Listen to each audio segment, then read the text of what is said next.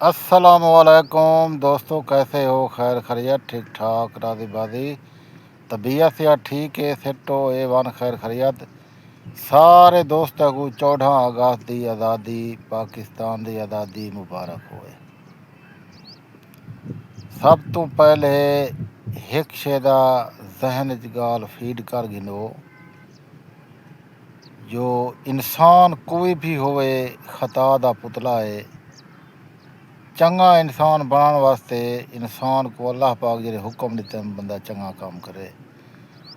जिमें कि असा ज़रूरत रिश्ता ऐप चलाई पे हैं, दोस्तों का रिश्ते नाल गाल करवाते हैं, रिश्ता करवाते हैं, उन्हें दा जिंदगी का अगू तैं एक इंजॉय करने वास्ते तरीका गाइड करेंदे हैं। असा आते हैं गुनाह कने बच्चो, रिश्ता करो, निकाह करो।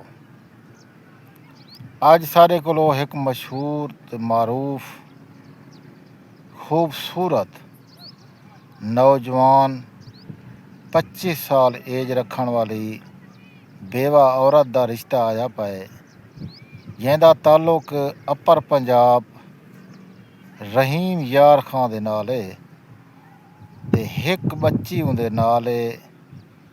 कद है उंदा 5 फुट 9 इंच। बच्ची की उम्र है 3 साल। तलाक याफ्ता है।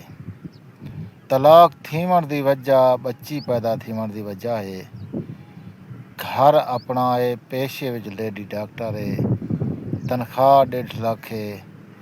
इंजे वेले अपना घर अपना तनख्वाह है, बिया कुछ का नहीं। घर एक कनाल 2 मरले दे विच प्लाट है, उहदे विच शिफ्ट है। शहर के इलाके रहंदे, शहरी लिबास है, किरदार अंछी है, चंगी है, तालीम याफ्ता है, लेडी डॉक्टर है। इंदे वास्ते एक रिश्ता सको इंजा ज़रूरत है, जेड़ा बंदा इंदे नाल शादी करे वो इंदी धी को भी कबूल करे सी, इको भी कबूल करे सी। तो आखण का मकसद ये है कि जेड़ा बंदा इंदे नाल शादी करे सी, ये बच्ची तरह दे नाल हो सी।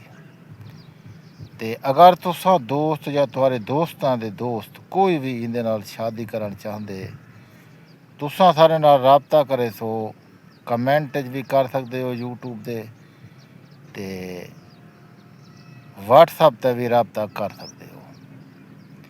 तुसा राबता करे सो, मैं तुम्हारा राबता इंदे नाल करवे सा। तुसा आप डन करे सो भाई असा राजी हैं, मैं निकाह करवा देता। हुण कल तक देसो गुलाम शबीर को इजाज़त, अल्लाह के हवाले।